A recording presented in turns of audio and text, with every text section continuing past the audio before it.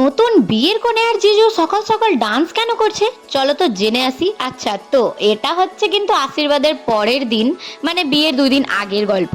সকালবেলায় ছাদে উঠে দেখি প্যান্ডেলের কাজ চলছে আর মিউজিক সিস্টেমও সেট করা হয়েছে। আর তাছাড়া বিয়ে বাড়ি বলে কথা, আনন্দ তো হবে। মিউজিক স্টার্ট হয় আর বিয়ের কোণে ডান্স করতে শুরু। তো কিছুক্ষণ ডান্স করার পর সবাই স্নান খাওয়া সেরেই বেরিয়ে পড়ি দিদির থুবড়া খাওয়ানোর জন্য, মানে যেটা হয় পায়েস খাওয়ানো হয়। দিদিদের গ্রামে যারা যারা ডেকেছেন তাদের বাড়িতেই যাবে। তো এটা ছিল প্রথম বাড়ি আর এটা দ্বিতীয় বাড়ি। তো আমি তো ঠিক জানি না সম্পর্কে কে হয়।